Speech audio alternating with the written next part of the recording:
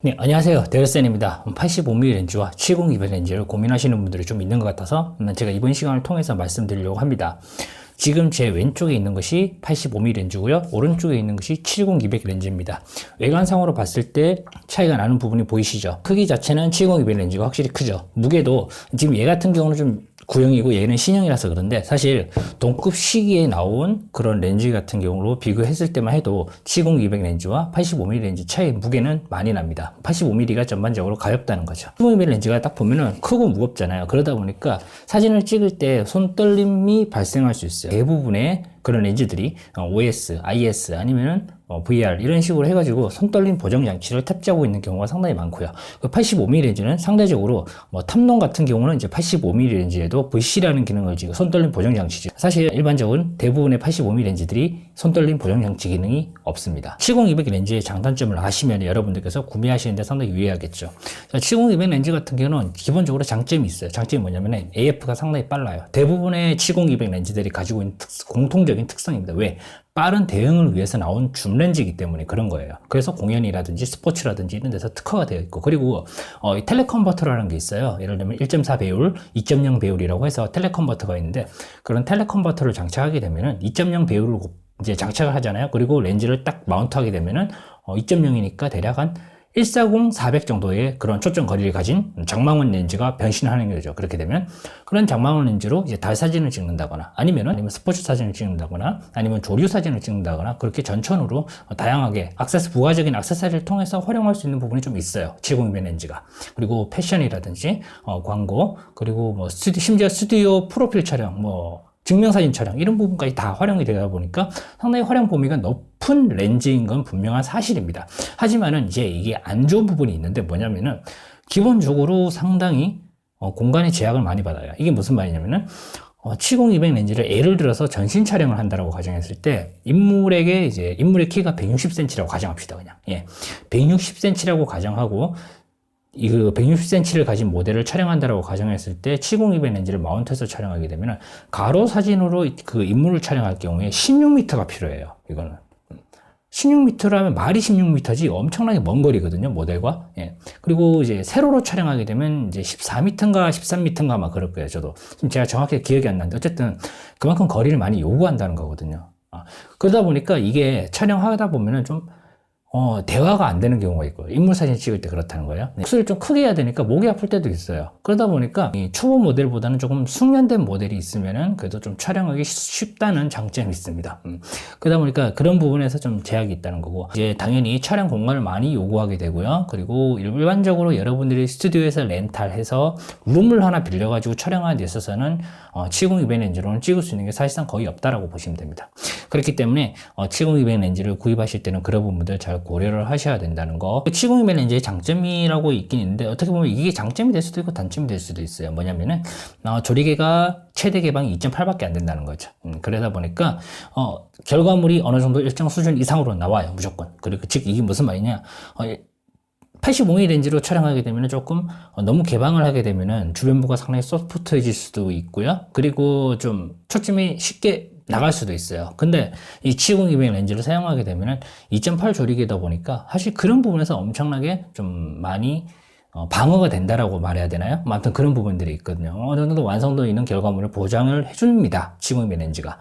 근데 70-200 렌즈도 분명한 것은 서드파티 렌즈를 구입하시게 되면은 조금 초점이 어긋나는 경우가 상당히 많거든요. 그렇기 때문에 서비스 센터에서 맡기시든지 아니면은 최근에 나오는 시그마나 탐론이나 이런 데서 70-200 렌즈가 출시되는 거는 이제 각 제조사마다 집에서 이제 USB를 장착해서 이것을 초점 교정을 할 수 있는 장비가 있어요. 그것을 한 6만원, 7만 정도 할 거예요. 그것을 별도로 구입하셔가지고 반드시 초점 교정을 하신 다음에 이것은 사용하셔야지, 그냥 사용하시게 되면 여러분들 스트레스 엄청 받을 겁니다. 그렇기 때문에 반드시 초점 교정을 요구를 합니다. 이거는 이미지 같은 경우는 이제 70-200 렌즈가 이제 확실히 배경이나 그런 부분에서 배경 날림이 좋죠.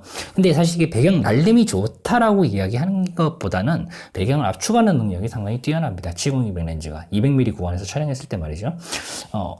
배경 압축이라는 말이 조금 애매하다고 느끼실 수도 있는 부분인데, 배경 압축이 뭐냐? 그러니까 쉽게 말해서 배경이 되게 멀리 있잖아요. 근데 그것을 내 앞에 있는 것처럼 이렇게 크게 확대해서 이렇게 딱 보여주는 거예요. 그러다 보니까 크게 확대해서 보여주니까 어떻게 돼요? 창란원이라고 그러죠. 그러니까 즉 초점이 맞지 않는 부분, 그런 부분들이 상당히 도드라져 보이는 그런 효과를 말하는데 70-200 렌즈가 아무래도 그런 부분에서는 상당히 좋습니다. 효과를 내기가 상당히 좋아요. 75mm 렌즈 같은 경우는 이제 70-200과 다르게 조금 좀 AF 속도가 70-200이라는 것만큼 그렇게 빠르지 않고 뭐 퍼포먼스도 뛰어난 렌즈라고 볼 수는 없어요. 하지만은 아무래도 단초점 거리를 가진 렌즈다 보니까 해상력이 정말 죽여준다는 거, 이거는. 제가 이제 사진을 이제 편집을 하다 보면은 어떤 느낌이 들 때 있냐면은 최대 개방에서 촬영한 사진인 걸 제가 알고 있어요. 이 이미지는 최대 개방에서 찍었어라는 걸 알고 있는데 딱 봤는데 너무 상당히 날카롭게 표현되는 경우가 상당히 많단 말이죠. 그만큼 최근에 나오는 신형 85mm 렌즈들 같은 경우는 요즘 화소가 계속 올라가죠. 카메라들 화소가.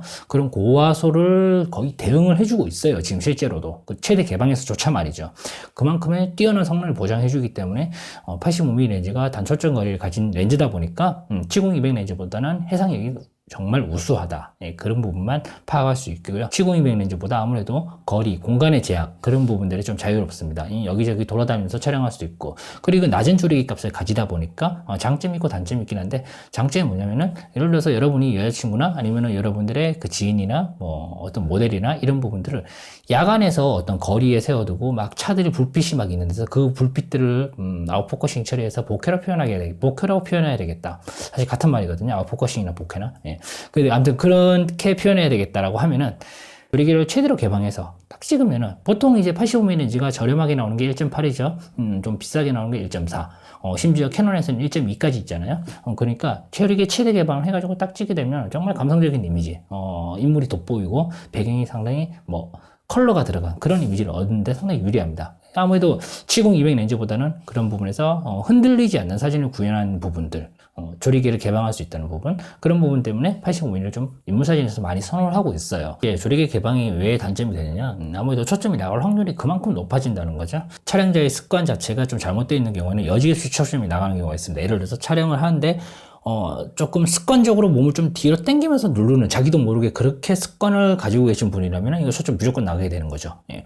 그러니까 촬영하실 때 조금 많은 주의를 요구한다. 최대 개방에서만큼은 말이죠. 예. 최대 개방에서만큼은 상당히 많은 주의를 요구하고요. 그 이미지는 이제 70-200 렌즈와는 좀 많은 차이가 있다는 것을 여러분이 지금 사진을 통해서 확인할 수 있습니다. 이 85mm 렌즈 마찬가지로 초점 교정 기능을 반드시 거쳐야 되는 렌즈 중에 하나고요. 그리고 이제 실제로 지금 이미지 보시면 아시겠지만은 좌측에 있는 이미지가 이제 초점 교정이 되지 않은 사진이에요. 아닌 사진이고 우측에 있는 사진이 초점 교정이 된 사진입니다. 좌측에 있는 것은 초점이 나갔죠. 정확하게 눈에 맞췄는데도 눈에 초점이 안 들어가요. 근데 우측에 있는 사진은 초점이 정확하게 들어갔다는 것을 알 수 있어요. 그러니까 지금 여러분들께서 잘 생각하셔야 되는 부분이 이제 뭐 서드 파티만 이렇게 초점 교정을 해야 되느냐? 아니에요. 절대로 그렇지 않아요. 여러분들께서 그 브랜드, 그러니까 캐논, 니콘 이런 DSLR 구입하시는 분들께서는 그런 부분들은 이제 통째로 초점 교정 기능을 보내세요. 하셔가지고 초점 교정을 받으세요. 받으셔가지고 촬영하시면은 정말 여러분들 쨍한 사진을 얻으실 수 있습니다. 여러분이 이때까지 선명하다라고 생각했던 사진들 있죠. 사실은 선명하지 않았던 거일 수도 있거든요. 예. 그렇기 때문에 그만큼 초점 교정 기능은 상당히 중요하기 때문에 캐논 같은 경우는 뭐 Z3000인가요? 예전에 제가 한번 본 것 같은데 뭐 그렇게 유명하신 분도 있고 하니까 초점 교정 기능을 한번 거치세요, 진짜. 예. 렌즈를 막 몇십만 원, 그리고 몇백만 원 이렇게 돈을 주고 큰 돈 주고 샀는데 초점 교정이 되어 있지 않아서 그 렌즈의 성능을 100% 끌어내지 못한다. 그거보다 아쉬운 건 없잖아요. 렌즈에 한해서 초점 교정을 할 수 있죠. 그리고 이제 브랜드사 렌즈 같은 경우는 서비스 센터 보내십시오. 그게 정답입니다. 그리고 이제 85mm 렌즈 같은 경우는 인물과 좀 붙어서 촬영할 수 있다 보니까 소통이라든지 교감이라든지 이런 부분에서 70-200 렌즈보다 분명히 우월해요. 그러다 보니까 인물 사진에서 좀 많이 활용이 되고 있긴 한데 실제적으로 상업 사진에서는 웨딩이나 뭐 이런 사진 촬영 빼놓고는 잘 활용이 안 되는 렌즈는 건 사실이에요. 85mm가. 저 같은 경우는 거의 50 이내로 그냥 사용을 해버리거든요. 예. 그렇기 때문에 이제 조금 활용 범위가 조금 제약이 있긴 한데 85mm 렌즈는 무엇보다도 다른 기타 렌즈들에 비해서는 좀 다루기 쉽고, 그리고 그 배경 흐림 효과도 상당히 준수하고요. 그리고 왜곡이 없다 보니까 인물을 좀 사실적으로 표현해 줄 수 있는 부분도 있고, 많이 선호를 하는 렌즈이기 때문에, 인물 사진을 한번 시작을 하는 단계에서는 한번 중고로 구입하셔가지고 거쳐가는 단계로 활용해 보시는 것도 나쁘진 않습니다. 좀 멀리 있는 것을 찍고 어떤 산이라든지 이런 데 자주 올라가시는 분들, 바다라든지 이런 곳에 가서 풍경을 좀 많이 찍으시거나 아니면 좀 새사진이라든지 길거리에 돌아다니면서 촬영하시는 분들, 그 길거리에 널려있는 이런 소품들 같은 거 있죠. 소품이라든지 피사체들, 이런 부분들을 촬영하실 때는 여러분들께서는 70-200 렌즈가 제일 이상적입니다, 사실은. 그리고 그 외에 인물 사진에서도 어느 정도는 활용될 수 있는 부분이 있고요, 70-200 렌즈가. 근데 이제 85mm 렌즈는 사실 이제 그런 부분들은 조금 많이 부족하죠. 70-200 렌즈에 비해서 전천으로 좀 다용도로 활용하기에는 85mm 렌즈가 조금 많이 부족한 건 사실이에요. 근데 이제 85mm 렌즈 어떤 분이 좋냐면은, 인물 사진을 좀 많이 찍으시는 분들, 여러분들 지인분들 찍어줄 때도 사실 85mm 렌즈가 상당히 괜찮거든요. 어떤 부분이냐면은, 인물과 거리를 좀 둬야 돼요. 그러니까 너무 멀리 70-200 렌즈처럼 너무 멀리 거리를 주는 것도 아니고, 그렇다고 뭐 관광 렌즈처럼 막 붙어야 되는 것도 아니고 적당해요. 적당한 거리감이 있어요. 대화가 되는 거리감이 있는데 그 거리를 줄 수 있다는 장점이 있고, 그리고 그러다 보니까 여러분이 지인이나 카메라에 대한 그런 거부감이라든지 공포감이라든지 뭐 두려움이라든지 이런 부분도 있죠. 느끼는 부담감, 이런 부분들, 그런 부분들을 85mm 렌즈는 좀 어느 정도 완화를 해줘요. 그 거리를 줄 수 있는 장점 때문에 말이죠.